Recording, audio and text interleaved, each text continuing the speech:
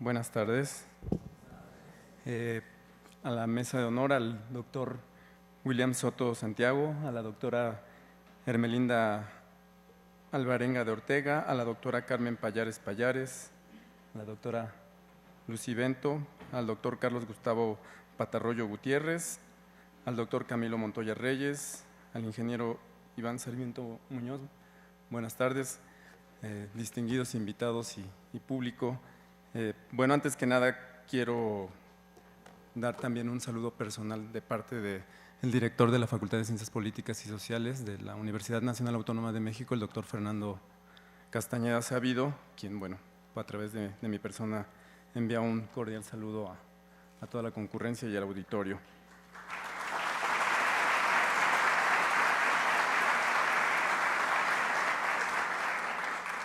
Bien,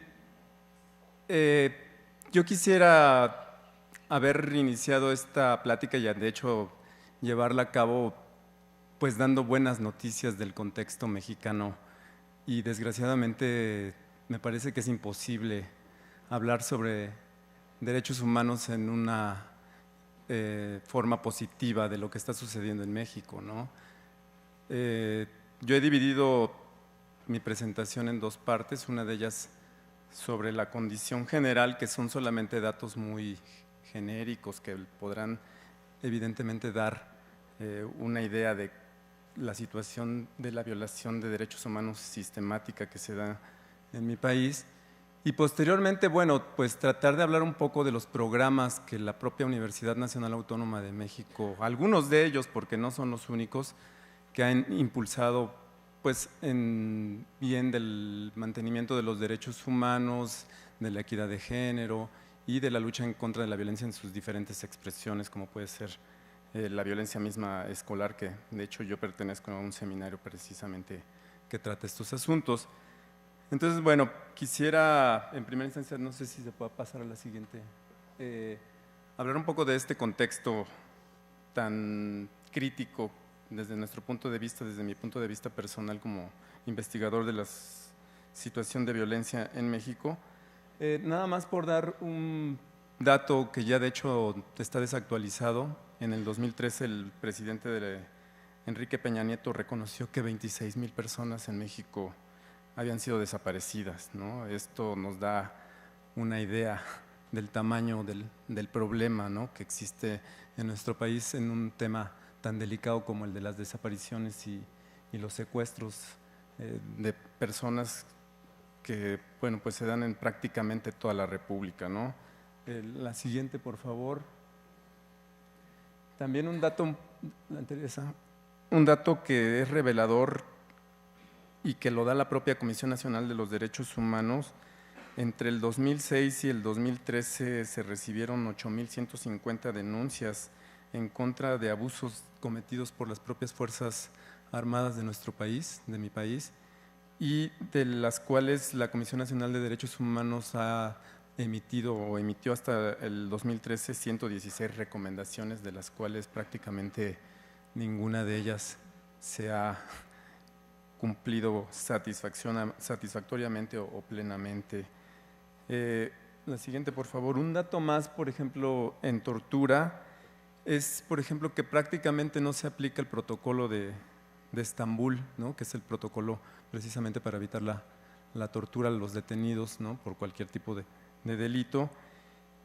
Y la propia Procuraduría General de la República establece que entre el año 2013 y el 2013 solo se aplicó en 302 casos y encontró de ellos 128 casos en donde sí hubo signos de tortura, y sin embargo en ninguno de estos casos tampoco se llevó ningún proceso en contra de ninguna autoridad judicial o policíaca, ningún procedimiento de tipo penal para poder combatir este gravísimo problema de la tortura.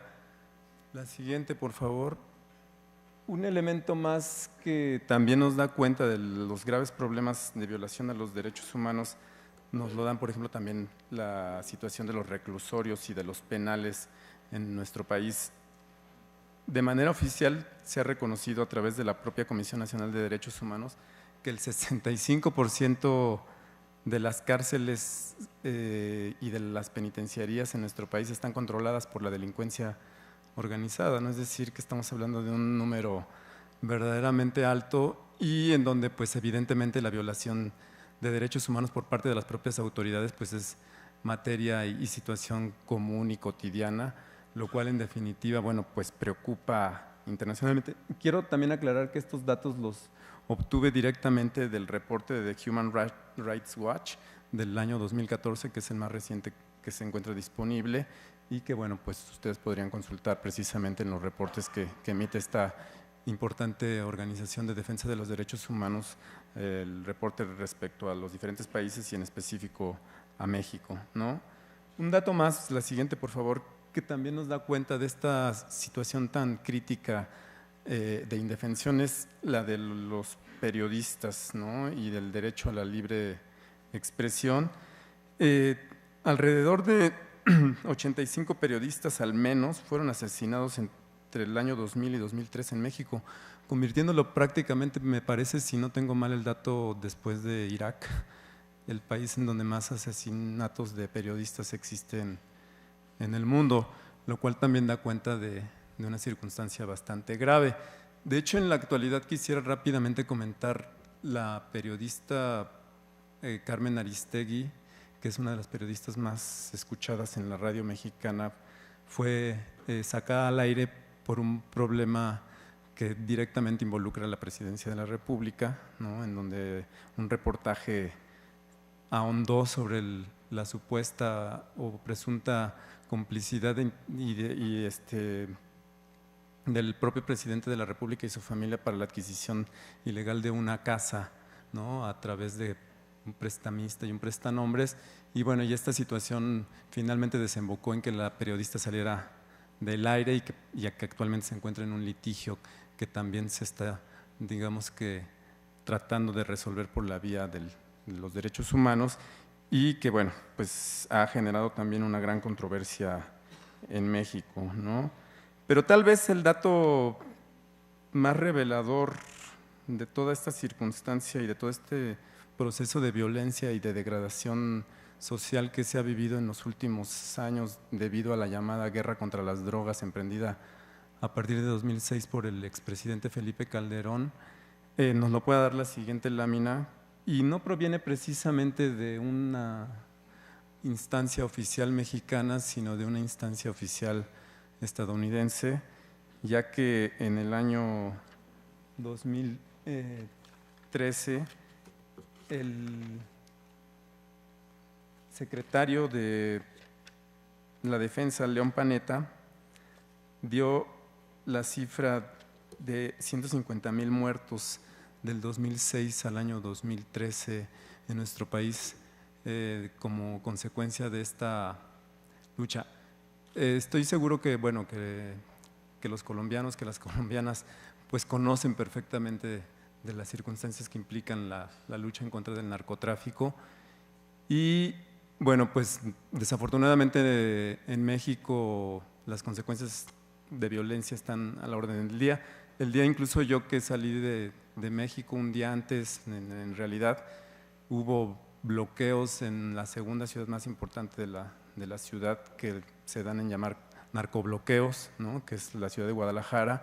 Hubo alrededor de 14 muertos, se presentaron cerca de 23 carreteras bloqueadas, si mal no recuerdo, lo cual nos da cuenta precisamente de esto que les digo, ¿no? De una circunstancia verdaderamente extraordinaria, en algunos casos de emergencia, y precisamente los siguientes dos casos me parece que van a ser, si no ya conocidos por ustedes, bastante reveladores de las circunstancias de indefensión en las que vive una buena parte de la población y de la ciudadanía en México.